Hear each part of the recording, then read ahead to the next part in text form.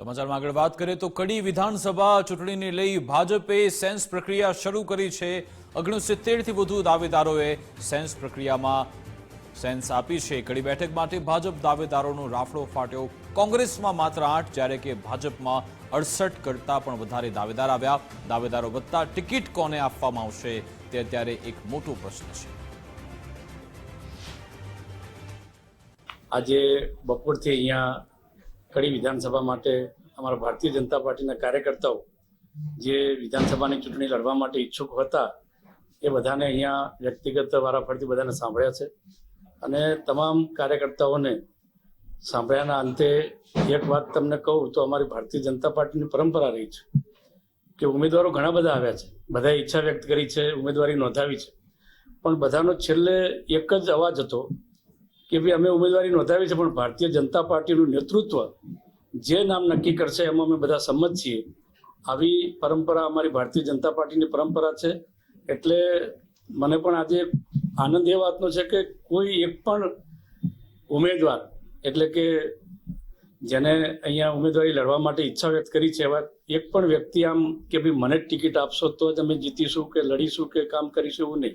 કડી વિધાનસભાની પેટા ચૂંટણી જ્યારે યોજાવાની છે ત્યારે મહેસાણા કમલમ ખાતે ધમધમાટ જે છે જોવા મળી રહ્યો છે। આપ જોઈ શકો છો કે મહેસાણા કમલમ ખાતે હાલમાં ખાસ વાત કરવામાં આવે તો કડી વિધાનસભાની પેટા ચૂંટણી માટે જે ઉમેદવારોની સેન્સ પ્રક્રિયા જે છે હાલમાં ચાલુ છે। નિરીક્ષકો દ્વારા તમામ ઉમેદવારોને જે પર્સનલી બોલાવી અને એમની સેન્સ જે છે લેવામાં આવી રહી છે। આગેવાનોને પણ બોલાવવામાં ખાસ આવી રહ્યા છે। સાથે વાત કરવામાં આવે તો કડી વિધાનસભાની પેટા ચૂંટણી અહીંના ચાલુ ધારાસભ્ય કરશનભાઈ સોલંકીનું નિધન થતા સમગ્ર ચૂંટણીનું આયોજન થઈ રહ્યું છે અને પેટા ચૂંટણી જ્યારે યોજાઈ રહી છે ત્યારે કહી શકાય કે જે ભાજપની અંદર ઉમેદવારો એટલે કે જે કહી શકાય વરરાજાની સંખ્યા વધુ જોવા મળી રહી છે। અંદાજે 70 થી વધુ ફોર્મ ભાજપમાં અત્યાર સુધી ભરાઈ ચુક્યા છે અને હજુ પણ કહી શકાય કે અન્ય 10 થી 20 થી વધુ ફોર્મ ભરાય તેવી શક્યતાઓ પણ ખાસ સેવાઈ રહી છે। સાથે વાત કરીએ તો કોંગ્રેસની અંદર પણ આજે સેન્સ પ્રક્રિયા યોજાઈ હતી ને જેની અંદર અંદાજે 8 ફોર્મ જે છે અત્યાર સુધી ભરાયા છે અને સામે હજુ પણ ફોર્મ